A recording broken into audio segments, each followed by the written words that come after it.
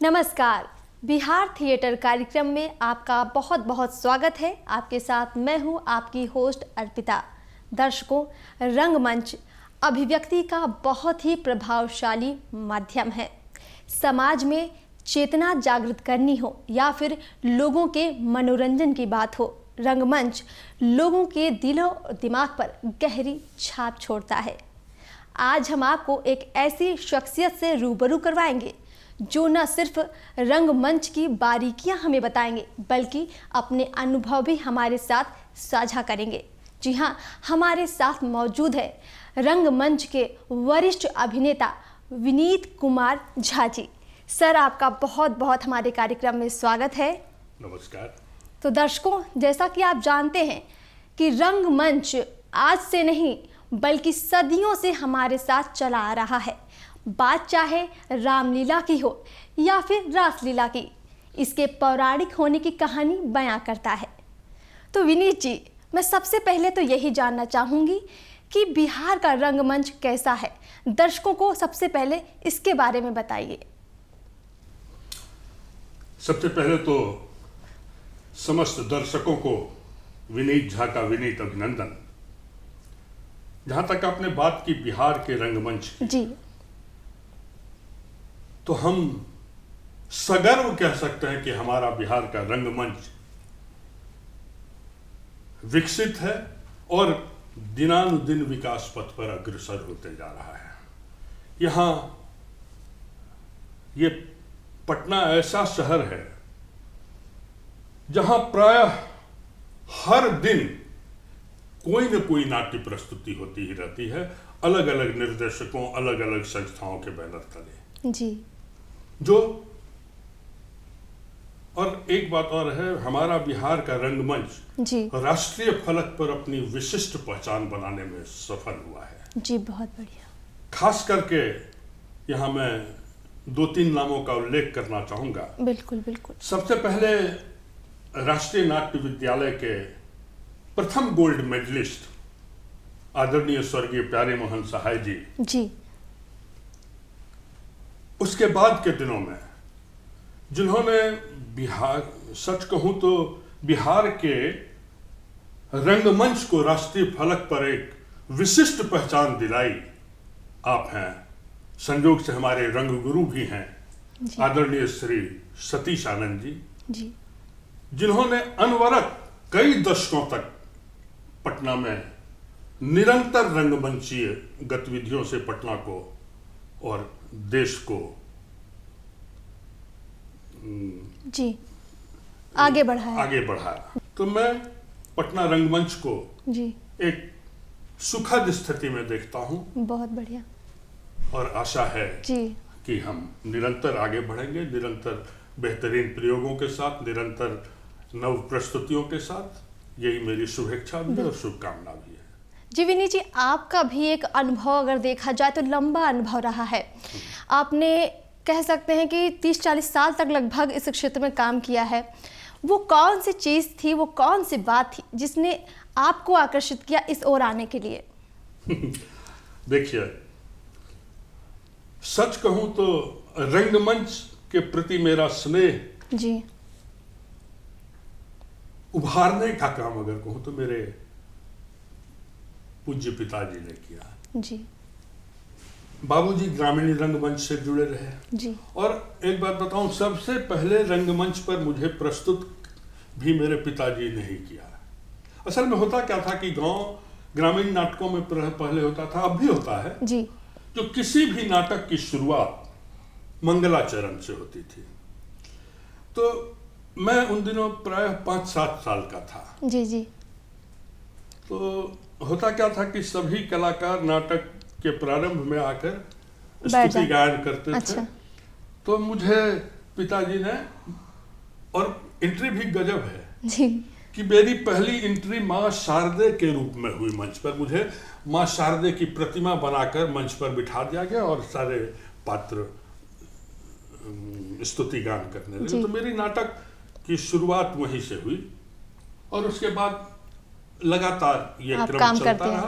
पहले मैं ग्रामीण रंगमंच से जुड़ा रहा, जी, जी, तो एक बात और मजे की बात बताना चाहूंगा जी, कि जरूर, पहले ग्रामीण जरूर। रंगमंच में होता क्या था कि रात रात भर नाटक चलता था, क्योंकि ओकेजनल थिएटर हाँ होता जी, था। बिल्कुल। दुर्गा पूजा, दिवाली, होली, छठ की रात में होता था, तो रात भर नाटक होता था। तो रात भर तो कोई नाटक हो नहीं सकता था। जी तो होता क्या था कि दृश्य परिवर्तन के बीच में स्थानीय कलाकारों को, चाहे वो गायन से जुड़े हों, कोई मिमिक्री करता हो या कोई डांस करता हो, तो ऐसे स्थानीय कलाकारों को प्राथमिकता दी जाती थी। तो अभिनेता से पहले मेरी उपस्थिति रंगमंच पर प्रायः गायक के रूप में हुई। गायक के रूप में शुरू। उसके बाद अगर मैं इस क्रम को आगे बढ़ाऊं तो मैं पटना आया। अंदर चिंगारी तो सुलग रही थी, बिल्कुल बिल्कुल, और शुरुआत हो गई थी अभिनेता तो की। उसको प्रॉपर हवा नहीं मिल पाई जी। जहां मैं रहता था, चूंकि धनबाद में पढ़ाई उड़ाई होती थी। तो उसके बाद मैं आ गया पटना। जी पटना आया तो यहाँ जो थिएटर का माहौल देखा तो आकर्षित हुआ। तो उन दिनों मेरे एक मित्र जिनको मैं श्रेय देना चाहूंगा पटना रंगमंच में से मुझे जोड़ने का, और आदरणीय गुरुदेव सतीश आनंद जी से जोड़ने का, वो जी। मेरे मित्र, मेरे ऑफिस के सहकर्मी थे झुन्नू श्रीवास्तव। जी जी। उन्होंने मुझे सतीश आनंद जी के साथ जोड़ा, और उसके बाद में लगभग 2 दशकों तक जी सतीश आनंद जी के जी साथ काम किया। और वहीं से मुझे रंगकर्म की जो भी सीख कहूँ, जितना कुछ भी सीखने का मौका मिला, वो आदरणीय सतीश आनंद जी के सानिध्य और मार्गदर्शन में ही। जी सर, आपका बचपन से ही जुड़ाव देखा जाए तो रहा है इस क्षेत्र में। जी। आपने जो लंबा काम किया है, आपने बहुत सारे नाटक किए हैं, गायन भी किया है। तो नाटकों की बात करें तो कौन सा नाटक है जो आपके दिल के बेहद करीब है, उसका कुछ अनुभव साझा कीजिए। अभिनेता या कोई भी नाटक का कलाकार हो, उसके लिए हर नाटक, हर रोल महत्वपूर्ण होता है। लेकिन जिस नाटक से आपकी खासा पहचान बनती है, वो नाटक आपके जहन में हमेशा रहता है। तो सच कहूँ तो पटना रंगमंच पर मेरी पहचान एक अभिनेता के रूप में माटी गाड़ी की एक छोटी सी भूमिका, मैं 2-4 मिनट के लिए मंच पर आता था, और वो भूमिका थी माटी गाड़ी का आर्यक। और माटी गाड़ी का निर्देशन किया था आदरणीय सतीश आनंद जी ने। तो सच कहूँ तो आर्यक की भूमिका मेरे दिल के बहुत करीब था, और उसी नाटक से एक अभिनेता के रूप में मेरी पटना में पहचान भी बनी। जहाँ तक आपने बात की अपनी अन्य भूमिकाओं के बारे में, तो माटी गाड़ी का आर्यक, मुक्तधारा का वैरागी, मैला आंचल का तहसीलदार, विदेशिया का विदेशी, और जो मेरे दिल के बहुत करीब था वो एक भूमिका थी कहाँ गए मेरे उगना का विद्यापति को परफॉर्म करना। तो ऐसे कई नाटक मैंने किए, कई सारी भूमिकाएं की, सभी मुझे अच्छे लगे। लेकिन जिन नाटकों का मैंने उल्लेख किया वो मेरे बहुत दिल के करीब था। तो विनीत जी, जब ये आप ये तमाम नाटक कर रहे थे, उस दौरान क्या होता है कि अक्सर जैसे प्रैक्टिस आप कर रहे होते हैं, तो आपके साथ कुछ बाल कलाकार भी रहे होंगे, कुछ वरिष्ठ कलाकार भी रहे होंगे। बिल्कुल। तो उनके साथ कैसे अनुभव आपके रहे, और जब आप काम कर रहे होते हैं तो आप उनसे क्या कुछ सीखते हैं? देखिए, ये एक ऐसी विधा है जी जिसमें प्रतिपल सीखने की गुंजाइश रहती है। आप बच्चे से भी सीखते हैं, वरिष्ठ से भी सीखते हैं, और ये सीखने का क्रम निरंतर बना रहता है। आप नित्य नया कुछ सीखते हैं, नित्य नया कुछ गढ़ते हैं। और थिएटर में तो खास के कहा जाता है कि आप जितना अधिक रिहर्सल करेंगे, जितने अपने आप को गहराई में उतरने का प्रयास करेंगे, आप में उतना निखार आएगा क्रमिक। तो रिहर्सल का इम्पोर्टेंस तो है ही, बिना रिहर्सल के तो संभव ही नहीं है। इसलिए मैं बच्चों से भी अच्छा, एक बात बताऊं, इसी क्रम में याद आ गया, जब मैं एक था गधा कर रहा था सतीश जी के साथ, तो उस समय एक छोटा सा बच्चा था परितोष शुक्ला, मैं उससे बहुत प्रभावित होता था। जो इतना छोटा बच्चा इस मैच्योरिटी के साथ वो अभिनय करता था। उन दिनों मैं नया था, मुझे बहुत कुछ आता नहीं था, तो मैं उसको बहुत ऑब्जर्व करता था कि वो कैसे करता है छोटा, तो मैं उससे भी बहुत प्रभावित था। बिल्कुल, तो ये ऐसा क्षेत्र है जहाँ बाल कलाकार हो या वरिष्ठ कलाकार, अगर आप सीखना चाहते हैं तो आप किसी से भी सीख सकते हैं। विनीत जी, इसी क्रम में मैं एक बात और कहूँगी कि आपने जो काम किया है, आपकी एक और ख़ास पहचान है, रंगमंच के रंग गायक के रूप में। जी। तो आप हमारे दर्शकों को कुछ गाकर सुनाइए। देखिए, मैं संजय उपाध्याय जी के साथ बाद में जुड़ गया। जब सतीश जी दिल्ली चले गए तो मेरा ये सौभाग्य रहा है कि मुझे 2 विशिष्ट रंग निर्देशकों के साथ काम करने का अवसर मिला, लगातार काम करने का अवसर मिला। आप हैं सतीश आनंद जी और दूसरे संजय उपाध्याय जी। तो जब मैं संजय उपाध्याय जी के साथ जुड़ा तो उनके साथ मैं विदेशिया करने लगा, और विदेशिया की लगभग 40-50 प्रस्तुतियाँ मैंने की देश के अलग अलग शहरों, और उसमें विदेशी की भूमिका करते हुए मैं एक बरहमासा गाता था मंच पे। तो उसके कुछ महीनों की वानगी मैं सुनाने का प्रयास करता हूँ।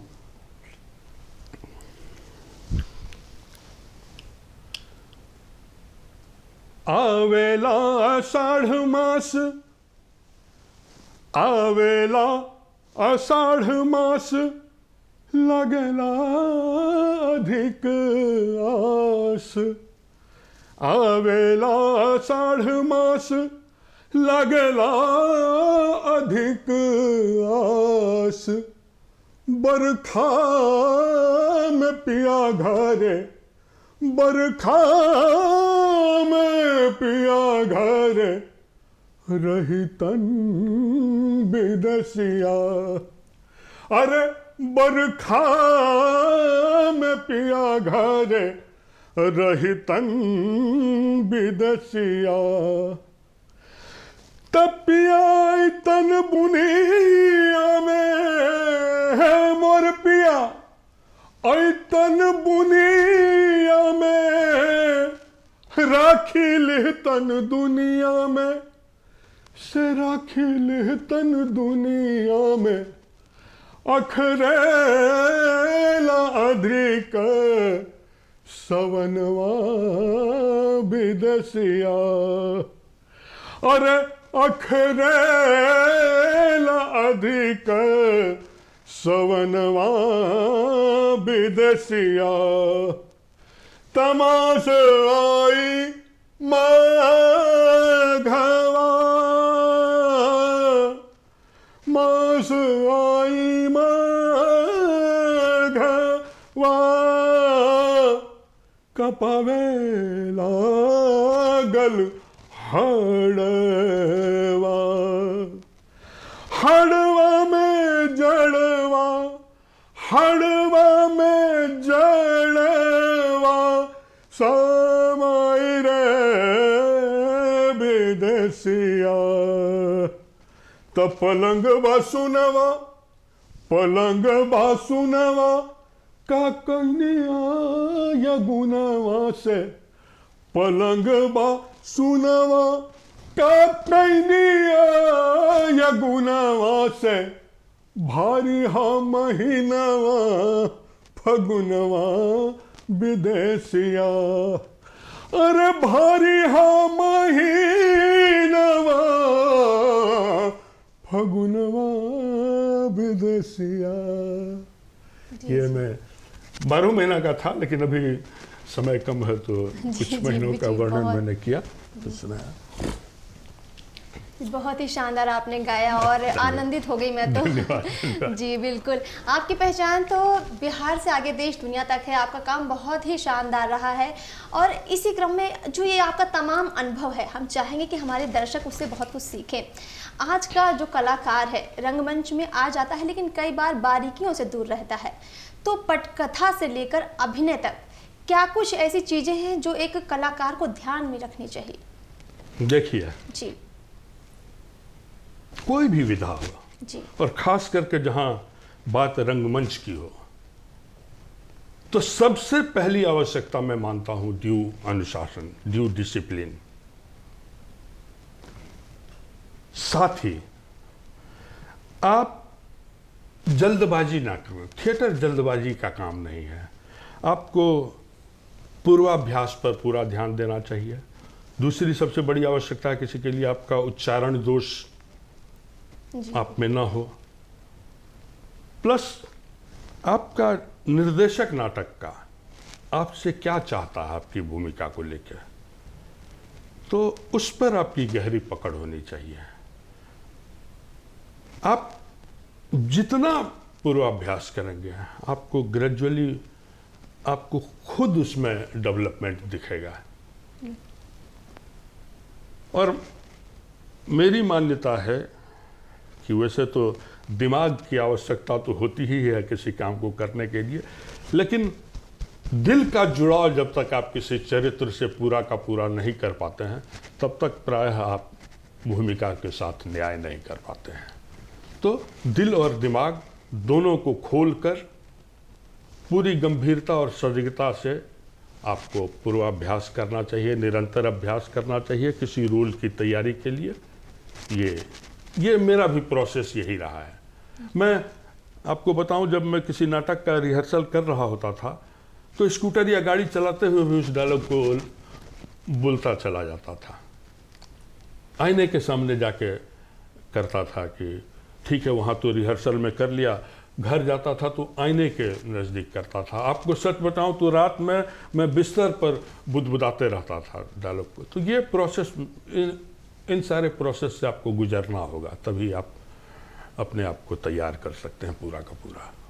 बिल्कुल। तो दर्शकों, जैसा आप देख रहे हैं कि विनीत जी ने बताया कि कलाकार कभी रुकता नहीं है, कभी थमता नहीं है, वो कहीं भी हो, कुछ भी कर रहा हो, लेकिन कला उसके अंदर बोल रही होती है, वो अंदर ही अंदर उसमें रमा रहता है।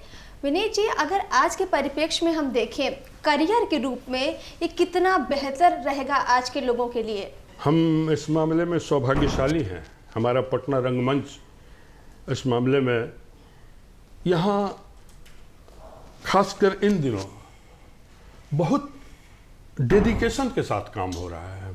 बहुत सारे रंगकर्मी, बहुत सारे रंग संस्था, बहुत सारे रंग निर्देशक यहाँ सक्रिय हैं जो निरंतर बेहतर से बेहतरीन की ओर बढ़ रहे हैं। यहाँ इस बीच में मुझे जो देखने का मौका मिल रहा है, पटना रंगमंच में एक से एक अभिनेता और अभिनेत्री हैं, एक से एक निर्देशक हैं। हाँ, भीड़ में कुछ चीज़ ये भी साथ साथ ये भी कहना अतिशयोक्ति नहीं होगा कि कुछ लोग देख के मैंने जबरिया भी कर रहे हैं।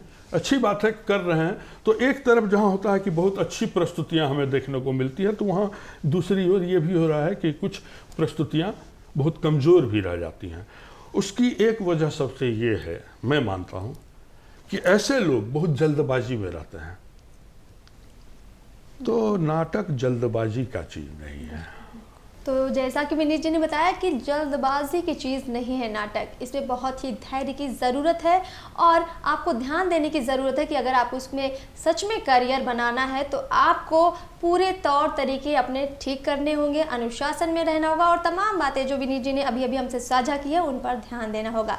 विनीत जी, अगर हम आज देखें तो पहले की तुलना में आज का रंगमंच कितना बदल चुका है और क्या पहले ज़्यादा बेहतर था या फिर आज हमने पहले की चीज़ों से सीखकर आज अपने आप को और बेहतर कर लिया है? देखिए, जहाँ तक पीरियड की बात है तो हर पीरियड की अपनी अलग अलग विशिष्टता रही है। ऐसा नहीं है कि पहले जो नाटक होते थे उस ज़माने में पार्शियन थिएटर हावी था और उसी स्टाइल में लोग नाटक करते थे। एक एक अभिनेता ऐसे होते थे जिनकी एनर्जी, उनका संवाद संप्रेषण मैंने देख के आप अभिभूत हो जाते हैं। धीरे धीरे दूसरी बात है कि उन दिनों रंगमंच का तकनीक बहुत विकसित नहीं था। मुझे याद है कि मैं पेट्रोमैक्स की लाइट में नाटक करता था, लेकिन ऐसा नहीं कि उस समय का नाटक दर्शकों से नहीं जुड़ पाता था। आपको एक दृष्टांत में बताता हूँ। स्वर्गीय भिखारी ठाकुर जी, जिन्हें भोजपुरी नाटकों का शेक्सपियर कहा जाता था, वो नौटंकी शैली में नाटक करते थे अपने। लेकिन भिखारी ठाकुर के नाटकों को देखने के लिए जब कहीं भिखारी ठाकुर का शो लगता था या होना होता था तो आसपास के दूर दराज के गांवों से लोग बैलगाड़ी, ट्रैक्टर, जो भी उस समय साधन थे, हजारों की भीड़ आती थी। तो जरूर कुछ ना कुछ होता होगा ऐसा, तभी तो आते थे। तो उस समय के नाटक का अपना अलग तरीका था। बहुत धीरे धीरे धीरे धीरे धीरे नाटकों का विकास होता गया, तकनीक विकसित होते गया। जहाँ तक बिहार की बात करें तो जब सतीश आनंद जी यहाँ आधुनिक रंगमंच, कहा भी जाता है कि पटना थिएटर में सतीश आनंद जी आधुनिक रंगमंच के को स्थापित करने में उनका सबसे बड़ा योगदान रहा है। तो धीरे धीरे नाटक अच्छा, इधर के दिनों में देखता हूँ कि प्रयोग पहले भी होते थे और प्रयोग होना चाहिए, नित्य प्रयोग होना चाहिए। तो अभी प्रयोग धर्मी नाटक भी होते हैं, निरंतर प्रयोग हो रहे हैं, अच्छे अच्छे प्रयोग हो रहे हैं। तो इस बीच का नाटक पटना रंगमंच का मेरी मान्यता है कि दिनों दिन विकसित हो रहा है। बहुत अच्छे काम देखने को मिल रहे हैं यहाँ। कुछ तो ऐसे अभी डिजाइन को लेके ऐसा काम हो रहा है पटना में जो देख के कभी कभी अचंभित हो जाता हूँ। तो जैसा कि विनीत जी ने बताया है कि जो रंगमंच है वो लगातार विकसित हो रहा है, लेकिन कहीं ना कहीं जो है आर्थिक दिक्कतें सामने आ रही हैं, इन पर काम करने की ज़रूरत है। तो विनीत जी, अगर हम आज के दौर में देखें तो लोग किस तरह का रंगमंच ज़्यादा देख रहे हैं? माना कि आर्थिक दिक्कतें हैं, लेकिन फिर भी लोग इसमें काफ़ी इंटरेस्ट ले रहे हैं, लोगों की काफ़ी रुचि है। और सामाजिक चेतना की बात हो या फिर सामाजिक मुद्दों की बात हो, कुरीतियों की बात हो, काफ़ी रंगमंच देखने को मिल जाता है। लेकिन आपके नज़रिए में आज ज़्यादा रंगमंच किस तरह का लोग देखते हैं? मेरा मानना है कि अगर प्रस्तुति सशक्त हो, दमदार प्रस्तुति हो, तो किसी भी तरह का नाटक लोग देखते हैं। मनोरंजक भी देखते हैं, प्रयोग धर्मी भी देखते हैं, हर तरह का नाटक देखते हैं। और ये सुखद है हम लोगों के लिए कि पटना रंगमंच विविधताओं से भरा हुआ है।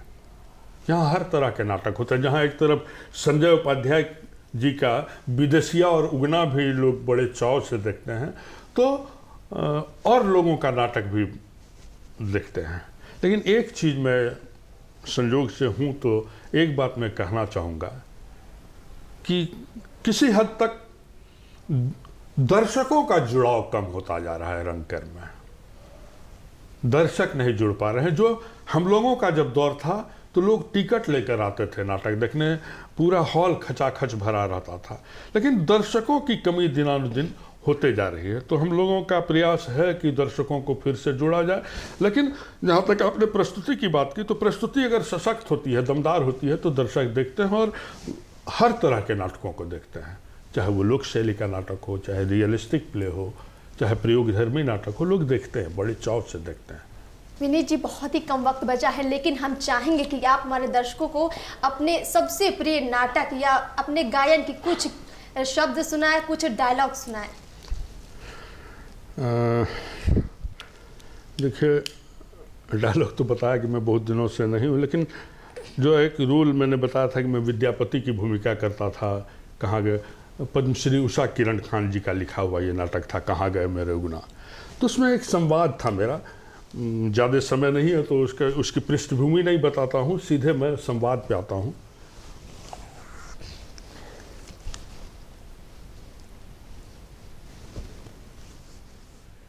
ये कौन सी परीक्षा की घड़ी है शिवशंकर? मैं आग लेकर चला था राजधानी से, क्या राख लेकर जाऊंगा?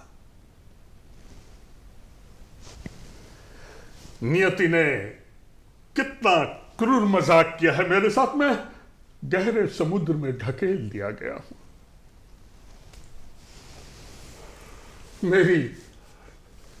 मेरी बाहें अब थक गई है प्रभु, थक गई है। कभी कभी तो लगता है जैसे मैं रेत के सागर में घिर गया हूं। जल का सागर पार किया जा सकता है प्रभु, पर रेत का सागर पार करना मुश्किल है, बहुत मुश्किल है। रेत का सागर पार करना बहुत मुश्किल है।